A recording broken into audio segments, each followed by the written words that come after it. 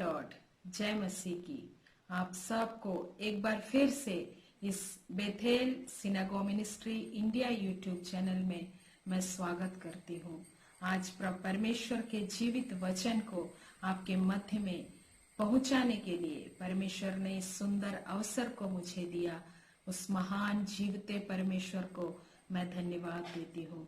आज के वचन के द्वारा आप सबका जीवन आशीषित होने पाए, आप अपने जीवन में अद्भुत कार्यों को आज देखने पाए। आज के वचन मनन के लिए हम निकालेंगे मत्ती रचित सुसमाचार उसका 26 अध्याय 41 पद। मत्ती 26 उसका 41 पद।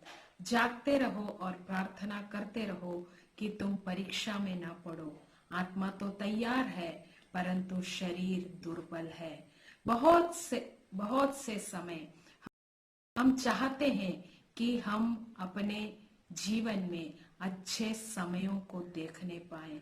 आत्मा तो तैयार है परंतु शरीर दुर्बल है। हम अच्छे से प्रार्थना करें और हमें मालूम भी है कि हमें प्रार्थना करना चाहिए, लेकिन जब वह समय आता है कि हमें प्रार्थना करना है, उस समय पर बहुत सारे रुकावटें आ जाती है। जैसे मन नहीं लगता है।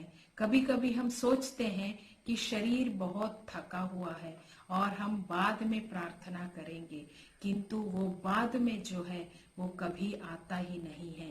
लेकिन मेरे प्रियो, यीशु मसीह हमें क्या सिखाता है? यीशु मसीह कहता है जागते रहो और प्रार्थना करते रहो। प्रार्थना हम कब कर सकते हैं? हम जगे हुए हैं। इसका अर्थ प्रार्थना करते समय हम आत्मिक रूप से जगे हुए हैं। इसके विपरीत जब हम प्रार्थना नहीं कर रहे हैं तब हम आत्मिक रूप से सो रहे हैं। हालेलुया। मत्ती रचित सुसमाचार उसका 13 अध्याय 24 और 25 पद में यीशु मसीह यहाँ कहता है, यीशु मसीह यहाँ क्या सिखा रहे हैं कि एक खेत में एक अच्छा बीज बोया गया। इसका आत्मिक अर्थ प्रभु का वचन हमारे अंदर में बोया गया। परंतु जब हम आत्मिक रूप से सो रहे थे, अर्थात हमारे जीवन में प्रार्थना की कमी थी, उस समय शैतान आकर हमारे मन में जंगली बीज को बोता है। जंगली बीज क्या है? हो सकता है वो लापरवाही का बीज है, आलसीपन का बीज है, विश्वास के साथ समझौते करने का मन डालेगा हमारे अंदर में, हमारी पारिवारिक प्रार्थना में बैठने का हमारे अंदर से मन को निकाल देगा। इस तरह बहुत सारी जंगली बीज को शैतान इस संसार के अंदर बोता है। जो आत्मिक रूप से छोटा है और आत्मिक रूप से सोता है, इसका तात्पर्य जिसमें प्रार्थना जीवन नहीं है, सेल्फ प्रेयर लाइफ नहीं है। इसलिए यीशु मसीह कहता है जागते रहो और प्रार्थना करते रहो कि तुम परीक्षा में ना पड़ो। यीशु मसीह पतरस से कहता है तू मुझे 3 बार इनकार करेगा। वहां पतरस को उस बात को लेकर प्रार्थना करना चाहिए था कि प्रभु आपने जो कहा है वैसा होगा, लेकिन आप मेरे ऊपर ऐसा अनुग्रह कर कि मैं इस प्रकार बात ना करूं। लेकिन पतरस यहाँ प्रार्थना नहीं करता है और पतरस कहता है नहीं यीशु, मैं तो आपको कभी इनकार नहीं करूंगा। और हम जानते हैं पतरस बाद में 3 बार यीशु मसीह को इनकार कर देता है। क्यों पतरस के जीवन में उस समय ये समस्या हुई? क्योंकि पतरस जागते हुए प्रार्थना नहीं किया।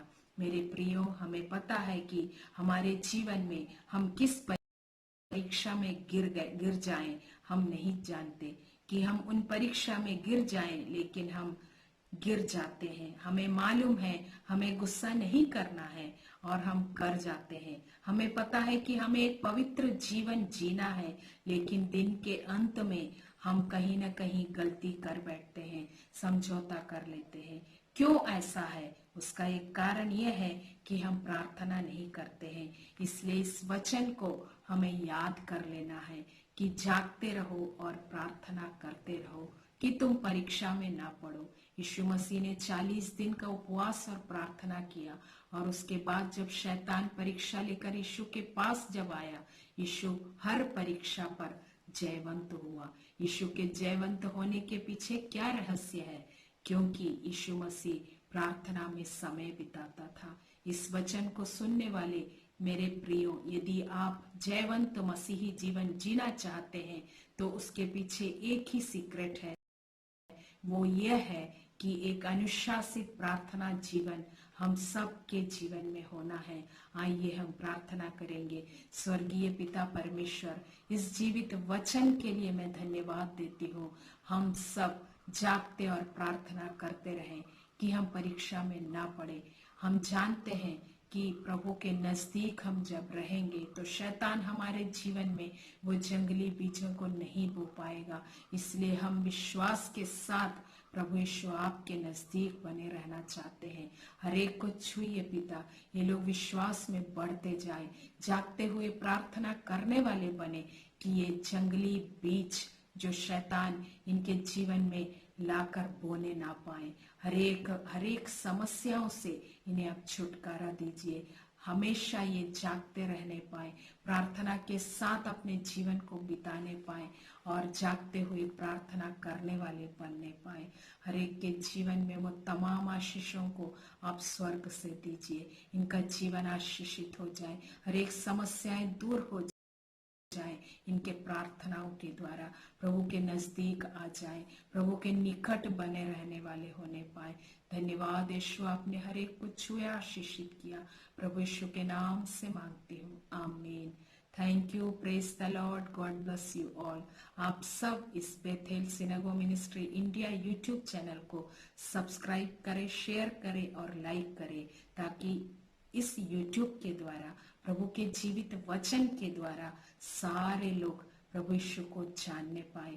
सारा देश, पूरा देश प्रभु यीशु की जागृति में आने पाए। एक अद्भुत जागृति प्रभु यीशु के नाम से हमारे देश में होने पाए।